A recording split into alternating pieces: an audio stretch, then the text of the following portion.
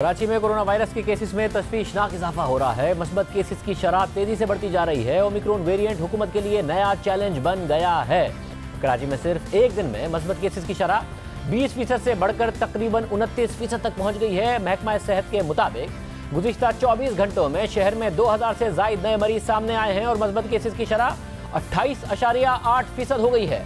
तशवीश की बात यह भी है कि कराची में 95% केसेस तेजी से फैलने वाले ओमिक्रॉन वेरिएंट के हैं, मगर इस तशवीशनाक सूरत हाल के बावजूद सिंध हुकूमत ज़्यादा परेशान नजर नहीं आ रही है। वज़ीर आला सिंध मुराद अली शाह का कहना है कि कोरोना केसेस में इजाफे के बावजूद अस्पतालों पर दबाव में इजाफा नहीं हुआ है। ICU में मरीजों की तादाद भी कम है।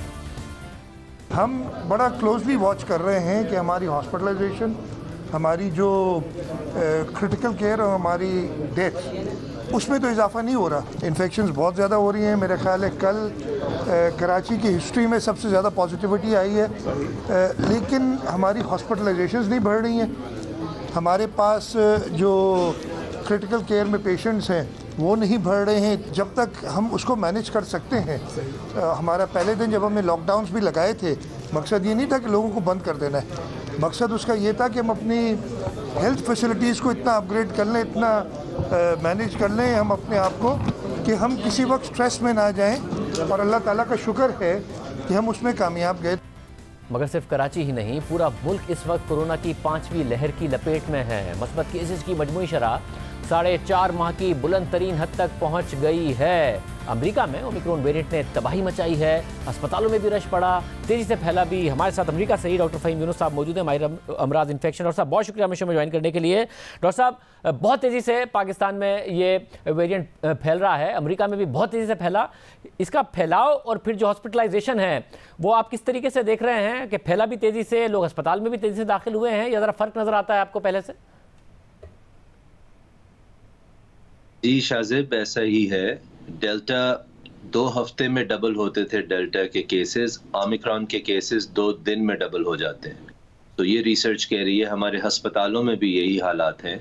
पिछले साल मेरे हॉस्पिटल में जब पीक हुई थी तो 72 कोविड पेशेंट्स थे। पिछले हफ्ते हमारे अस्पताल में 150 कोविड पेशेंट्स थे। तो इसके असरात बहुत बुरे हैं। ठीक है, शायद ये थोड़ा सा माइल्ड है डेल्टा की निस्बत, लेकिन उसकी मिसाल लोगों को ये देता हूँ कि अगर आपको कोई ये कहे कि ये वाला शेर थोड़ा कम वहशी है, तो आप उसके पिंजरे में नहीं चले जाएंगे, वो भी शेर ही है। सो इसके बहुत बुरे इफ़ेक्ट्स हैं इस वक्त। और अमेरिका में 70 मिलियन के करीब लोग अभी भी अनवैक्सीनेटेड हैं, जिन्होंने वैक्सीन नहीं लगवाई। इसलिए हमारे अस्पतालों में इस वक्त 80 से 90% जो वेंटिलेटर्स पे मरीज़ हैं वो सब अनवैक्सीनेटेड हैं। जो अस्पतालों में हैं उनमें से भी तकरीबन 80% अनवैक्सीनेटेड हैं। और लास्ट बात यह है कि जिन्होंने वैक्सीन लगवाई भी थी पिछले साल, अब उनको 8, 9, 10 माह हो गए हैं। अगर उन्होंने बूस्टर नहीं लगवाया तो उनका भी रिस्क है। तो ये सारे फैक्टर्स मिला के इस वक्त वेव बहुत बुरी चल रही है अमेरिका में। डॉक्टर साहब, क्योंकि पाकिस्तान में भी अब हुकूमत ने जो बूस्टर है उसकी इजाज़त दे दी है, तो आप कह रहे हैं कि संजीदा लें इस वायरस को भी।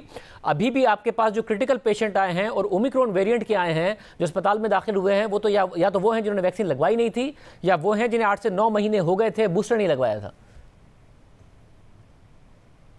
जी बिल्कुल, एब्सोल्युटली बढ़ रहा है, क्योंकि हमें ये अब अंदाज़ा है कि 5 से 6 माह के बाद तीसरा शॉट या बूस्टर लगवा लेना चाहिए। 2 दिन पहले न्यू इंग्लैंड जर्नल मेडिसिन में तहकीक अभी शाया हुई है कि पुरानी वैक्सीन हो या इन्फेक्शन हो, दोनों के बाद आपको दोबारा कोरोना हो सकता है। लेकिन अगर आपको इन्फेक्शन और वैक्सीन दोनों लग चुके हैं, अगर आपको इन्फेक्शन भी हो चुकी है और आपने वैक्सीन भी लगवा ली है, तो आपकी प्रोटेक्शन बहुत हाई है।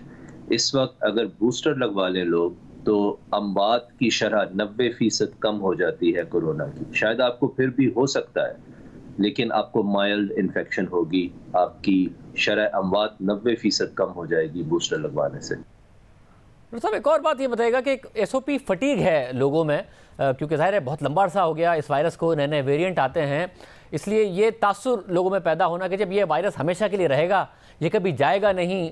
आज अगर हमें हो गया है तो कुछ माह बाद फिर हो जाएगा, वैक्सीन लगवा ली है तो फिर वैक्सीन की जब अफादियत ख़त्म होगी फिर हो जाएगा।